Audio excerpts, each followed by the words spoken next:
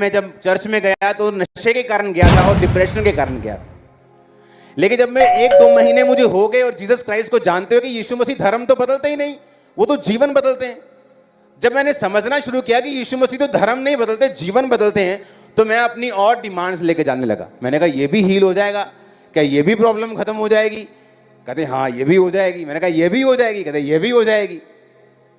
तो प्रार्थनाओं का दौर शुरू हुआ। बदलाव कुछ नहीं हुआ, अभी सिर्फ प्रेयर शुरू हुई। पहले दिन प्रार्थना करता था 20 मिनट, 20 मिनट में 3 बार घड़ी देखता था। हो गए 20 मिनट? नहीं हुए, अभी 7 मिनट, अभी 8 और हुए। 20 मिनट में 3 बार घड़ी देखकर 20 मिनट की प्रार्थना में खत्म करता था। तो पवित्र आत्मा ने एक दिन मुझसे बात की कि अपना प्रार्थना का समय बढ़ा। तो 20 मिनट मैंने 3 बार करना शुरू किया, 1 घंटा। करते करते करते मैं 8 घंटे पे आ गया, रोज, एवरीडे, रोज, बिना नागा। कभी कभी नागा बढ़ता होगा, लेकिन कॉन्टिन्यूस मेरी लाइफ थी। हुआ क्या, आत्मा में वो चीजें होनी शुरू हो गई जो मेडिकली इम्पॉसिबल थी, डॉक्टरी, मेडिकली, साइंटिफिकली, दुनियावी रीति से इम्पॉसिबल थी। लेकिन आत्मा में कुछ होता गया। जब आप प्रेयर करते हैं, खुदा की ओर चलते हैं, आप परमेश्वर को ही मानते हैं, आप जगह जगह जगह जगह जगह सिर नहीं झुकाते, आप एक तरफ होकर, एक मन होकर यीशु के पीछे भागते, वो चंगा करे ना करे, ब्लेस करे ना करे, आप एक मन हो जाते हैं, तो आत्मा में कुछ होना शुरू होता है। पर प्रॉब्लम ये है, वो दिखता नहीं। और जब दिखता नहीं है तो लोग बहुत से हट जाते हैं, बोलते कुछ नहीं हुआ, फर्क नहीं पड़ा। जब 2018 में ये भाई चर्च आया था, ये आप 2018 की बात कर रहे हैं?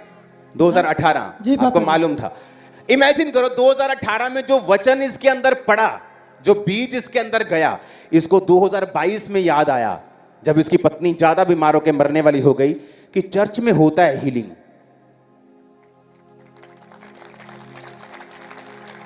तो इसका मतलब यह है कि आप जो मेहनत करते हैं वो कभी भी विफल नहीं होती। आज वो बंदा चर्च से दूर हो सकता है, कभी ना कभी खुदाबंद उसे ले आए।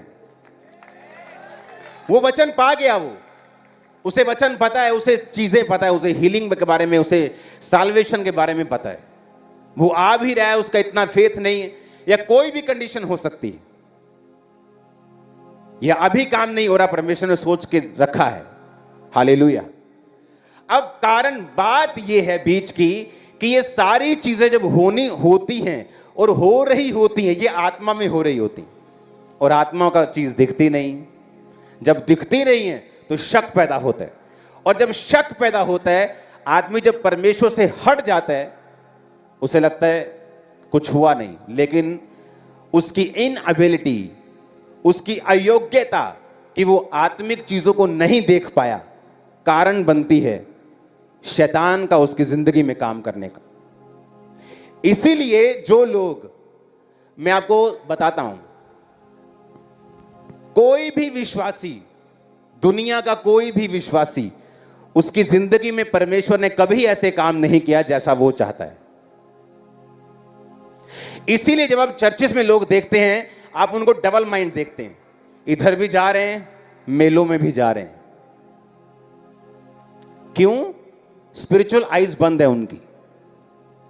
इसीलिए खामरा चर्च में आप देखते हैं मिरेकल्स ज्यादा होते हैं। रीजन क्या? कि जब मिरेकल्स हो जाते हैं, आपको बताया जाता है प्रैक्टिकली हुआ कैसे है और आप अपनी लाइफ में कैसे हासिल कर सकते हैं। आमीन। कि जब परमेश्वर आपकी लाइफ में करेगा ना, वो दिखेगा नहीं। एक मोहल्ला था, वहां से 8 औरतें चर्च में आई, 8 के बेबी नहीं था। 8 औरतें आई, 4 के प्रेगनेंसी नहीं थी, एक ही जगह से। कुछ रिश्तेदार भी थी आपस में, पूरा ग्रुप आता था एक ही मोहल्ले से, 4 औरतों के बेबी नहीं था। अच्छा लगा, आए, मीटिंग सुनी, 1 हफ्ता, 2 हफ्ता, 10 हफ्ते, 4-5 महीने बाद एक वापिस चली गई। फिर एक वापस चली गई, नहीं मेरे तो हुआ नहीं अभी, नहीं 1 साल हो गया मेरे नहीं हुआ, नहीं मेरे भी नहीं हुआ। उनमें से एक औरत थी जो बिल्कुल डेड थी अपने गर्भ में, 17 साल उसकी मैरिज को हो गए थे।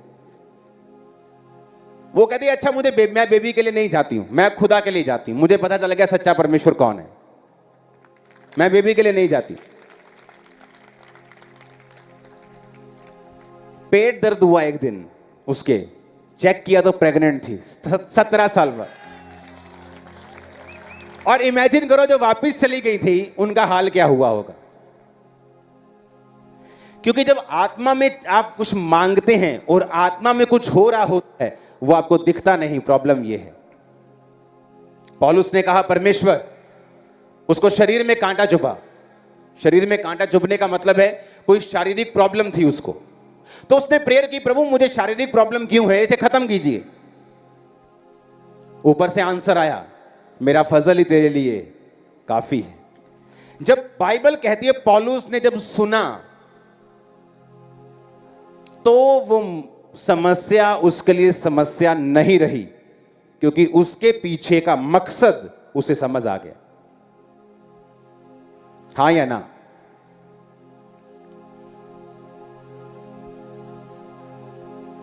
अय्यूब की जिंदगी 140 साल की थी। जब आप बाइबल पढ़ते हैं तो आपको बाइबल में कहीं भी यह नहीं दिखाई देता है कि अय्यूब जो था वो कहां से था, मतलब किस एरा से था। यानी उस, तारीफ करो इन गवाहियों के लिए। वो बेबी रो रहे हैं, भाई ने पकड़ा है, अभी नया नया तो पकड़ा है, बड़ा हो जाएगा तुम पकड़ना। पक्की गल है ना? हाँ जी पापा जी। हालेलुया। तुमको खुदा ने सचमुच मेरे भाई ब्लेस किए। अपोस्टल जी, गुरदासपुर ब्रांच से भी टेस्टमनी आई, जैसे अभी आप आए और आपने बोला कि ब्लड के रोग गुरदासपुर ब्रांच में जा रहे, तो इस बहन के रसौली थी और गुरदासपुर ब्रांच में आज विश्वास के साथ आए। जैसे ही आपने गुरदासपुर ब्रांच के लिए प्रेयर की और इस बहन के अभी रसौली बाहर आई है। और देखो, तारीफ करो इन सब के लिए। इनको भेज दो, इनको प्रेयर लाइन में रखो दोनों को। वो बेबी छोटा है, वो मुझे पीछे से आवाजें लगा रहा है, मुझे जाने दो। हालेलुया। अय्यूब की उम्र 140 साल की थी। अगर आप बाइबल पढ़ेंगे, जब परमेश्वर ने आदम को बनाया था तो उम्र कितनी होती थी? 969 साल, 972 साल। तो परमेश्वर ने कहा इतनी लंबी उम्र, तो मर जाएगा इंसान पाप में। कितनी बार पता नहीं, 969 बार, ये तो 9000 बार तौबा कर लेगा इतनी बार में। तो इसकी उम्र छोटी करो, तो उम्र कितनी कर दी गई? 120 साल। लेकिन जब उम्र कम हुई तो उसको टाइम लगा। 900 से 800 से 700, 600, 500, 400। अब्राहम की उम्र 175 साल की थी। इसहाक की उम्र 180-90 साल के करीब थी, 187 साल के करीब थी। याकूब की उम्र 147 साल थी। अय्यूब की उम्र 140 साल थी। तो उम्र के जब आप पैटर्न को लेके जाते हैं साइंटिस्ट की तरह, जब साइंटिस्ट ऊपर से कुछ उल्का पिंड गिरता है तो साइंटिस्ट उसके मिट्टी को लेके देखते हैं कितने साल पुराना है, कितने करोड़ साल पुराना है। डायनासोर मिलता है तो चेक करते हैं उसको, उसकी चेकिंग हो जाती है कितने साल पुराना है। 99%, 90% बोल सकते।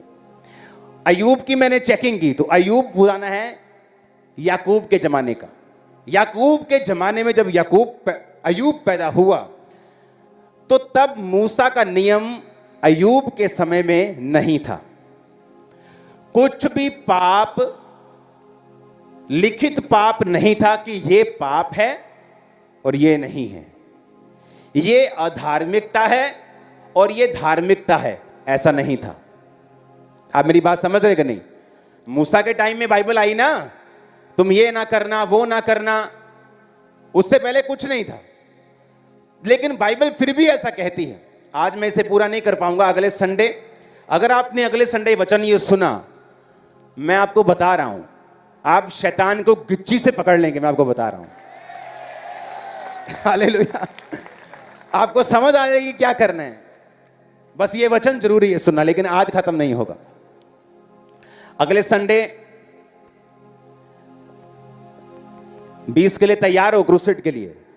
आपको मालूम है क्रूसेड पे जो होता है वो अद्भुत है। आपको प्रार्थना में आना है, फास्टिंग में आना है, मौसम के लिए, हर चीज के लिए। आमीन।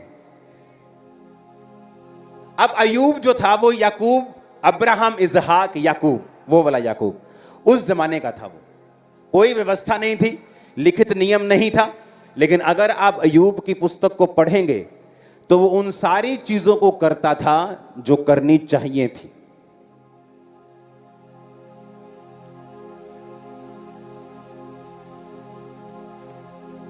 अयूब 29 उसकी 11 से 16।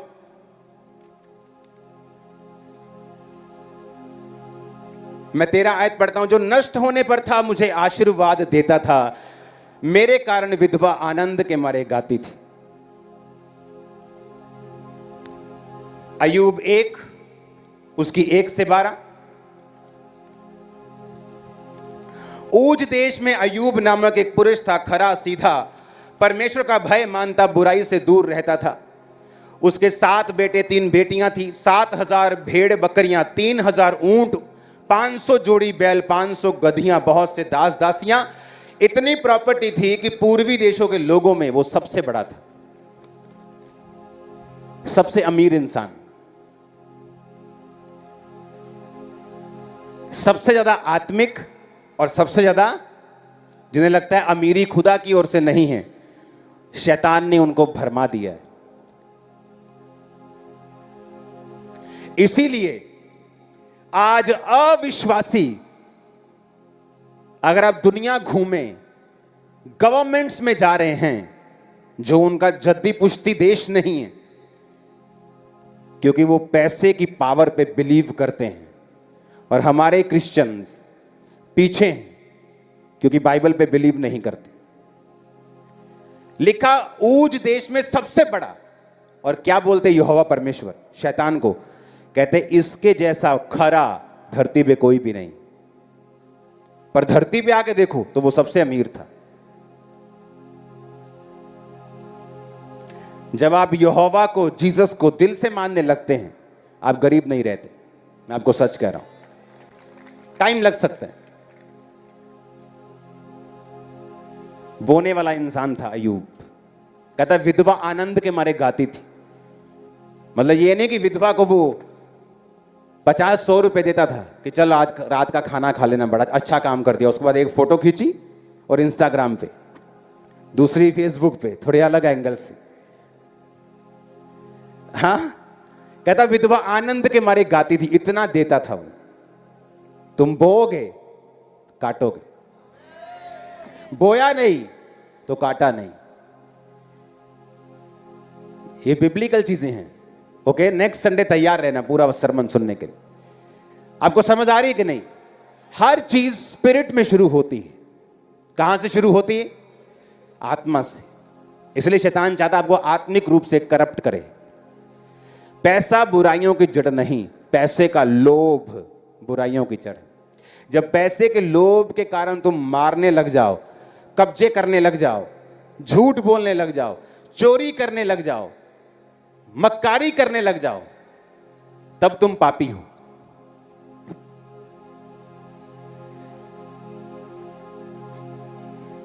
इसलिए आज जब धर्मी के हाथ में पैसा आता है तो रिजल्ट आपको नजर आ रहा होगा। आ रहा है रिजल्ट के नहीं?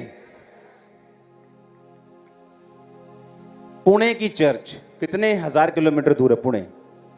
मैं कभी उस साइड गया नहीं, गुजरात से आगे मैं अभी इस साइड नहीं गया हूं। हाँ, बॉम्बे में गया हूं, बेंगलोर गया हूं। पुणे का चर्च दिखा ना, ये पुणे का चर्च देखो। सुनो, पता कितने दिन पुराना है? कितने दिन? 1 दिन। कल डिसाइड हुआ, कल पोस्टर डाला, कल पोस्टर डाला है, कल शाम को फेसबुक पे पोस्टर डाला है, ये चर्च देखो। सुनो, जब धर्मी के हाथ में पैसा आता है तो शैतान को मालूम है क्या होता, इसलिए वो धर्मियों को गरीब रखना चाहता है। आपको मालूम, जितने लोग प्रेयर वॉरियर्स होते हैं, जेन्युइन प्रेयर वॉरियर्स जो प्रार्थना करते हैं, शैतान हिला देते हैं, मोस्टली गरीब मिलेंगे आपको। पता है क्यों? उन्हें लगता है सब चीजें प्रेयर से हो जाएंगी, हमारी बरकत भी आ जाएगी। बरकत प्रेयर से नहीं, बरकत बोने से आती है। और उनकी जो आत्मिकता है, जेन्युइन आत्मिकता, उनको धोखे में रखती है कई बार। उन्हें लगता है हम स्पिरिचुअल हैं, हम प्रेयर कर रहे हैं, खुदा काम करेगा। पर वो भूल जाते हैं खुदा काम करेगा अपने वचन के बीच से। दिया करो तो तुम्हें भी, इसलिए वो धोखा खाते हैं। इसलिए जो लोग प्रेयर में फास्ट हैं और बोने में फास्ट हैं, वो कभी धोखा नहीं खाते। हालेलुया।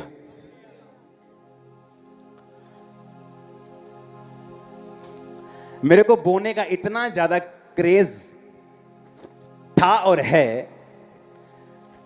मान लो मेरे पास्टर ने कुछ मुझसे मंगवाया ना, मान लो फोन पे कुछ बोला, अच्छा ये ना बाजार से ये बॉटल लेके आना, हाँ ये शैम्पू की बॉटल लेके आना, या कुछ ऐसा मेरे घर से मंगवा लिया, तो मैं अकेली बॉटल नहीं भेजता था, उसमें 1 लाख रुपए डाल के भेजता था। मैं सच कह रहा हूं।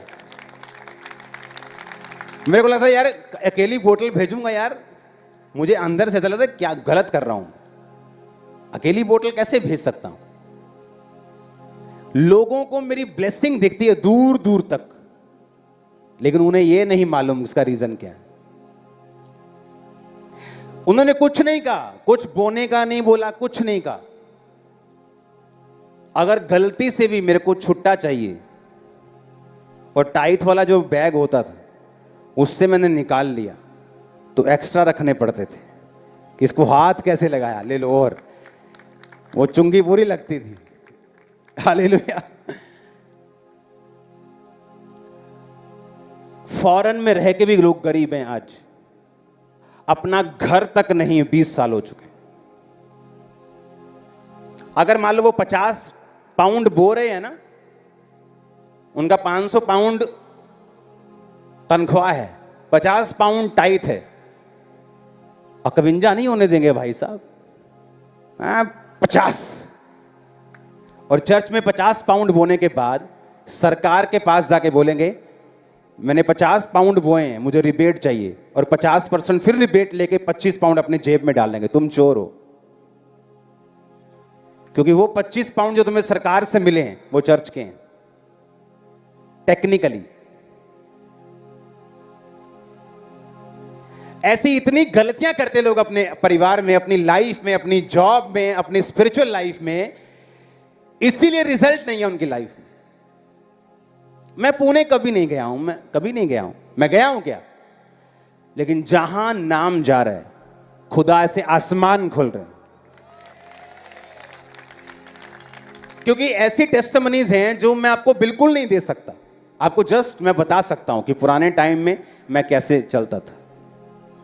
इमेजिन करो अगर पुराने टाइम में मैं वैसे चलता था तो आज के टाइम में मैं कैसे चलता हूं। आपको पुराना टाइम बता रहा हूं। हालेलुया। ये रीजन है, आप एक स्पिरिचुअल तरीके से चलते हैं, आप सेम नहीं रहते। मेरा विश्वास है ये बाकी का सरमन जब आप सुनेंगे ना नेक्स्ट संडे, कोई संडे थर्सडे मिस नहीं है, इस थर्सडे मैं यही हूं। इस थर्सडे भी ऑयल सर्विस है, प्रभु भोज सर्विस है, पवित्र आत्मा से भरपूर होने की सर्विस है। संडे थर्सडे दोनों आपके हैं इन जीसस ने। आमीन। ऊंचा ये बरकत आपकी है।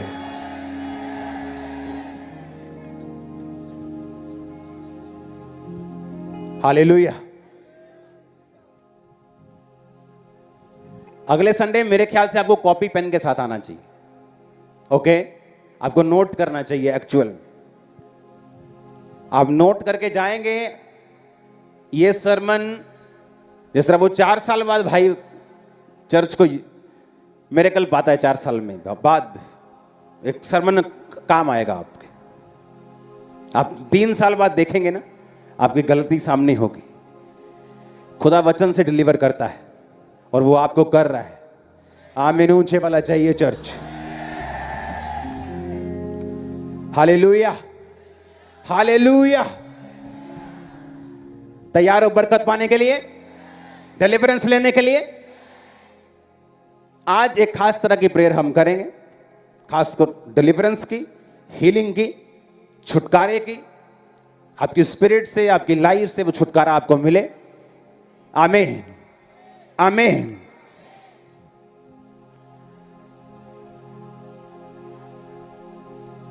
अपने हाथों को उठाओ।